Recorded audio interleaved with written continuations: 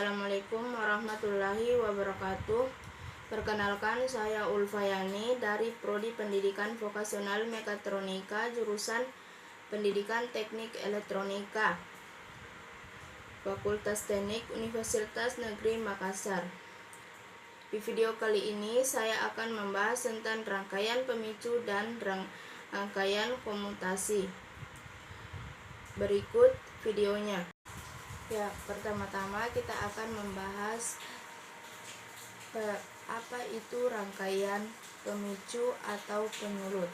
Rangkaian pemicu atau penyulut merupakan rangkaian yang digunakan untuk meng-on-kan SCR, transistor atau MOSFET. Sesuai dengan sifat semikonduktor, transistor dan MOSFET dapat digunakan sebagai saklar elektronis untuk sumber masukan tegangan searah DC saja, sedangkan SCR dapat digunakan sebagai saklar elektronis untuk sumber masukan tegangan bolak-balik AC maupun DC. Karena SCR memiliki sifat yang dapat dipakai untuk sumber masukan AC maupun DC, komponen SCR banyak digunakan dalam rangkaian elektronika daya. Transistor dan MOSFET merupakan komponen yang hanya dapat dioperasikan sebagai switching dan controlling saja, sedangkan operasi converting tidak bisa dilakukan. Hal ini berarti transistor dan MOSFET hanya bisa untuk pengaturan sumber DC menjadi DC saja, sehingga untuk pengaturan sumber AC, DC, dan sebaliknya tidak bisa dilakukan. Berbeda dengan transistor dan MOSFET, SCR merupakan komponen yang dapat dioperasikan serbaguna, baik secara switching, controlling, maupun converting.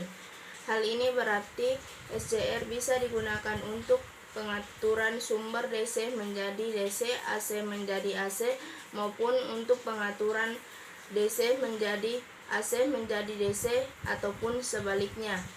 SCR dioperasikan sebagai switching dengan cara memberi sinyal arus pada gate. Berikut gambar rangkaian pemicu dasar. Gambar sebelumnya merupakan rangkaian pemicu dasar yang digunakan untuk menyulut signal atau arus pada terminal gate pada SCR dengan cara meng-on-kan saklar manual SW. Untuk menentukan rangkaian pemicu yang tepat, perlu memperhatikan karakteristik VG/IG dari SCR seperti yang ditunjukkan pada gambar berikut. Dari gambar karakteristik VG/IG SCR, besaran yang perlu dipertimbangkan adalah tegangan rating, arus rating, dan daya maksimum dari SCR. Kemudian ditentukan titik kerja pemicu yang diharapkan. Nah, selanjutnya materi tentang rangkaian komutasi. Pertama, pengertian rangkaian komutasi.